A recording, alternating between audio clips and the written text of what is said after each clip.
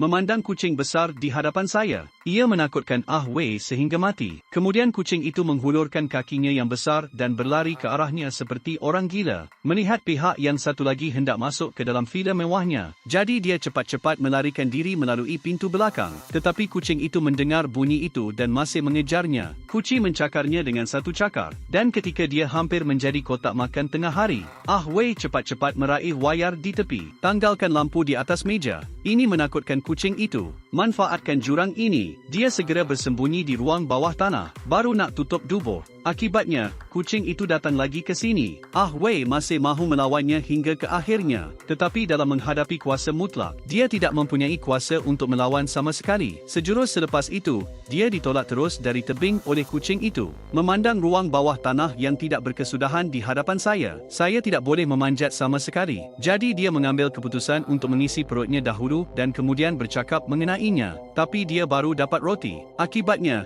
saya menjadi sasaran seorang janda hitam. Jelas mahu bertahan di sini. Dia mesti menghilangkan labah-labah ini. Jadi dia membawa senjatanya. Kemudian dibawa sepasang gunting. Kemudian ikat bulu di atas. Selepas membuat perangkap, dia mula menggoncang sutera labah-labah seperti orang gila. Dalam menghadapi provokasi angkuh itu, ini membuatkan labah-labah di atas sangat teruja. Datang dan makan. Melihat bahawa labah-labah telah diperbodohkan, jadi Ah Wei cepat-cepat melemparkan cangkuk besi kepadanya. Kemudian cepat-cepat tolak gunting ke bawah. Tanpa diduga, bulu itu tersangkut di celah itu. Selepas beberapa gegaran, ia terputus terus. Yang Amat Mulia Awi benar-benar panik. Cepat dan ambil senjata anda dan lawan dia. Tanpa diduga, seekor labah-labah menghentam saya terus ke dinding. Saat genting, Ah Wei cepat-cepat mengambil semula jarum sulaman yang terjatuh. Kuca segera memasukkan ke dalam aurtanya. Kami berjaya menghantar raksasa ini ke barat laut. Tetapi pada masa ini, dia tiba-tiba mendapati badannya mengecut semula. Kini boleh melepasi ibu jari, lubang saiz jari. Jelas sekali ia tidak akan mengambil masa yang lama. Dia benar-benar akan menjadi setitik debu.